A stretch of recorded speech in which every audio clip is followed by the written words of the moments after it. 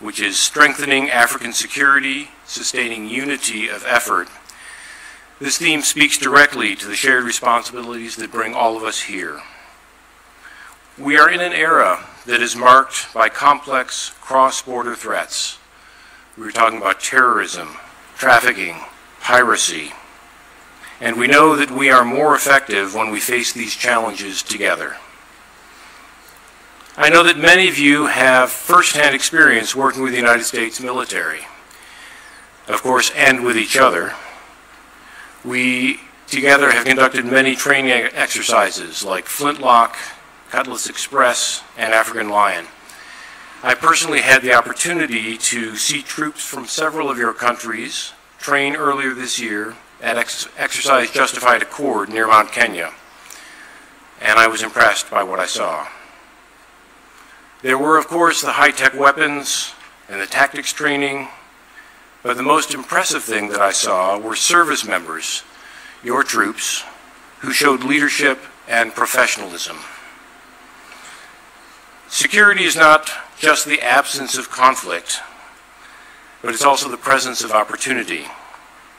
Security enables economic development, protects democratic institutions, and allows our young people to dream big and reach farther. Our economic partnerships flourish in countries where security provides the stability required for robust trade and investment. That is to say that when African nations are more secure, when this region is more stable, the world, including the United States, is safer and more prosperous. I hope that this conference then is more than just a meeting. I hope it's also a moment where we can build deeper ties, where we can renew our joint efforts, and where we can recommit ourselves to the security and prosperity of our nations. Before making way for Cabinet Secretary Tuya, allow me once again to thank our co-hosts, the Kenya Defense Forces, and all of you, the continent's most senior defense leaders, for your dedication to peace, your dedication to professionalism, and your dedication to progress. Thank you very much.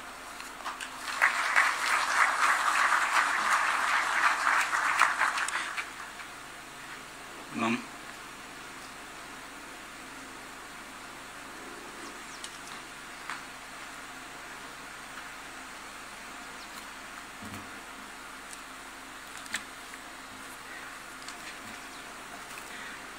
Your Excellency, the President of the Republic of Kenya and Commander-in-Chief of the Kenya Defense Forces, Minister of Armed Forces of Senegal, Mr. Birame Diop, Chief of the Kenya Defense Forces, General Charles Kariri, Chargé d'Affaires, United States Embassy, Mark Dillard, Commander of the United States Africa Command, General Michael Langley, all our chiefs of defense forces present from different jurisdictions, PS Ministry of Defense, Dr.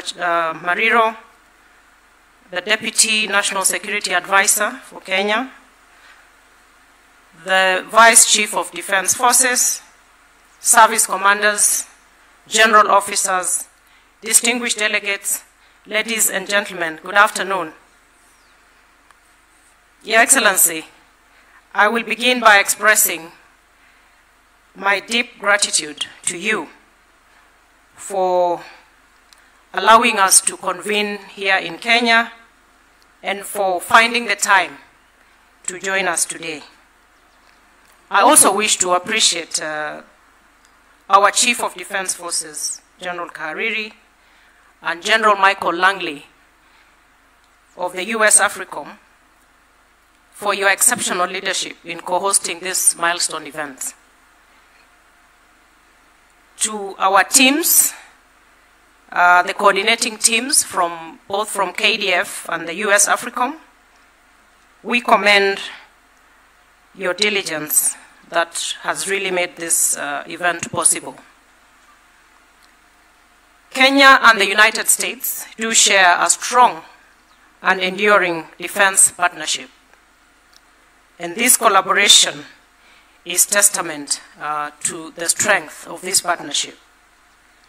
Your Excellency, allow me also to state that as we convene here today, we do it at the backdrop of a global security environment which is undergoing profound shifts.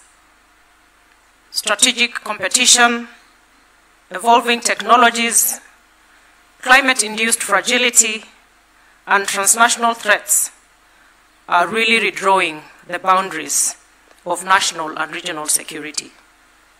These dynamics demand that we recalibrate our defense postures, not just for defense and response, but also for foresight, resilience, and constructive engagement. Within this global context, Africa must carve out its own path, one that places continental priorities at the center of security cooperation. This conference today does provide a very valuable platform for strategic dialogue grounded in African agency and a broader recognition that sustainable peace must be pursued through regional and international cooperation, as well as integrated whole-of-society approaches. I am very confident that this conference will generate insights that will shape the future of our collective security architecture, not only in Africa, but also within the broader international system to which we all belong. With these few remarks, it is now my distinct honor and privilege to invite His Excellency, the President of the Republic of Kenya and Commander-in-Chief of the Kenya Defense Forces, to address us. Your Excellency, sir.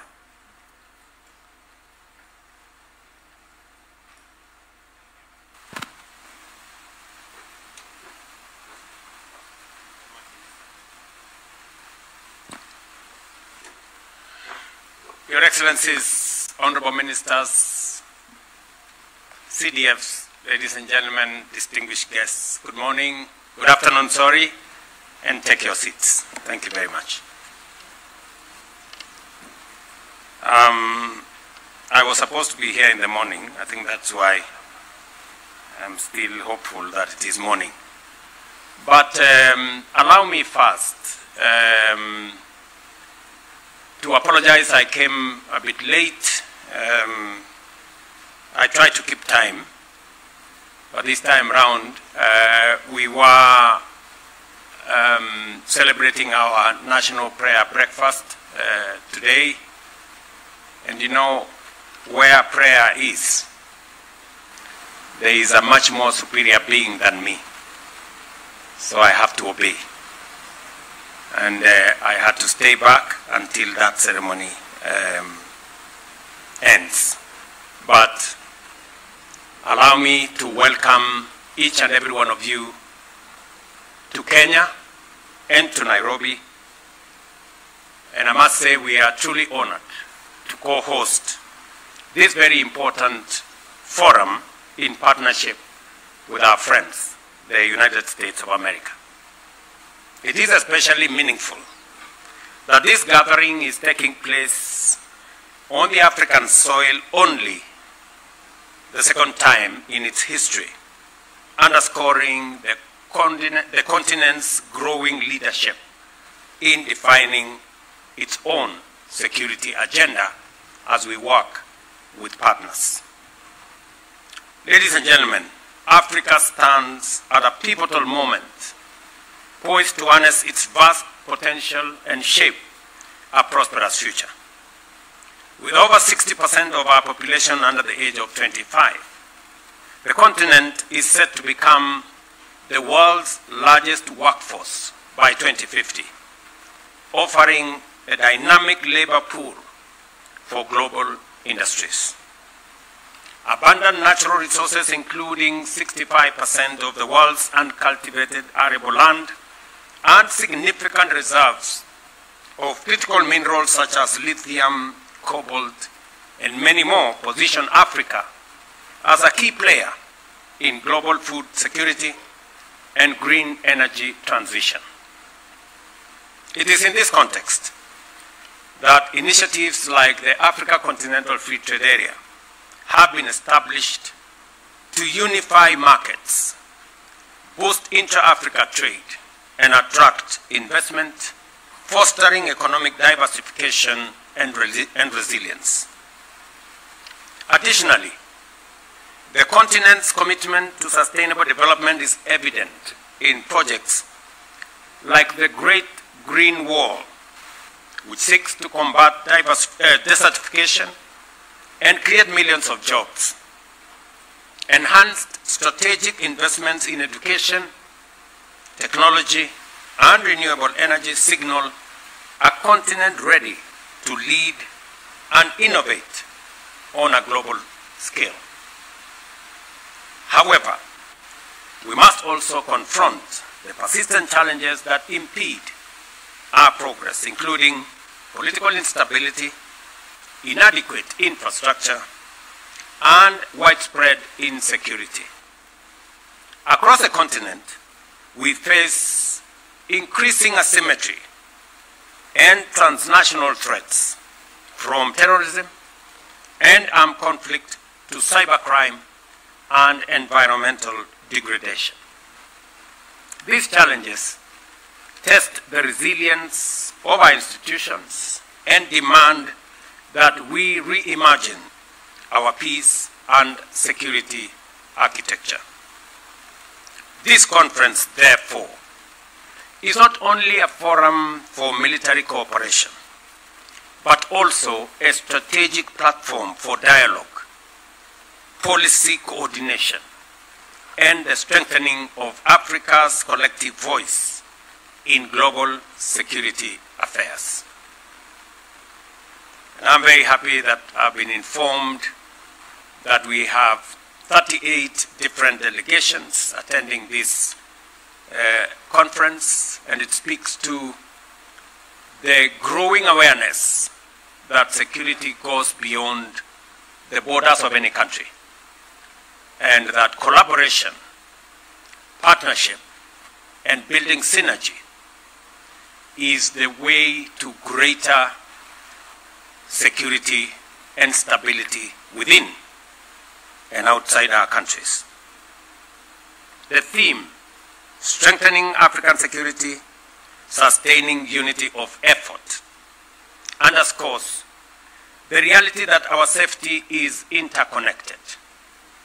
When one country or region falters, the ripple effect transcends borders, impacting livelihoods, economies, and development prospects. True security in Africa must be continental in ambition and collaborative in execution. For Africa to thrive, we must deepen our investment in unity, not just as a diplomatic ideal, but as a practical strategy for resilience. Strengthening partnerships among our defense institutions, promoting shared doctrines and strategic alignment, and the championing of Africa-led solutions must remain central to our approach as you discuss the different aspects and paradigms in this conference. These principles should guide how we respond to crisis, support peace operations, and prepare for evolving threats of the 21st century. Ladies and gentlemen, Kenya remains firmly committed to the cause of regional peace and stability. We envision a future in which African states stand together in mutual defense of our sovereignty and values, where our military cooperation is not reactive, but proactive and strategic. In this regard, we will continue working with our partners bilaterally, regionally, and in a multilateral framework to build a defense architecture that is robust, credible, and enduring. By strengthening our collective security mechanisms and sustaining unity of effort, we can overcome the challenges that stand in the way of our collective progress. Allow me in a very special way to appreciate the United States of America for its tremendous support to this conference and its broader contribution to regional peace and security. I also extend my deepest appreciation to the organizers, the panelists, and all the participants. I trust that your discussions will be candid, constructive, and insightful in shaping the future of our continent in the context of defense, security, stability, because it is the foremost ingredient for any meaningful development and progress in our region and in our continent. Finally, I warmly invite you to explore not only our vibrant capital city, Nairobi, but also the breathtaking landscapes and hidden treasures across what we call magical Kenya. From the snow-capped peaks of Mount Kenya, the second highest mountain in Africa, to the golden beaches of the Indian Ocean at the coast, from the wildlife-rich savannas of the Masai Mara, to the tranquil beauty of the Great Rift Valley, every corner of this country offers a unique and unforgettable experience. I know, and I have no doubt in my mind, that military service is a very serious exercise. But it is better when it is juxtaposed with pleasure and the ordinary things of life. I hope you will spare some time out of your straight military fatigues to be able to do something different in our country. And I encourage you to give out some time from your very busy schedule to enjoy and experience Kenya. I wish you the very best in your deliberations. You have the government of Kenya and under the leadership of the Minister for Defense and CDF to make sure that every other aspect of this conference goes well, and I am confident that we will have outcomes that are going to benefit Kenya and our region and our partners. Thank you very much, and God bless you.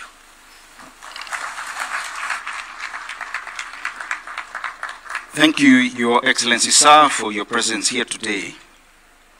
Your words have reminded us of the sacred role that defense plays in the society and our duty to the people.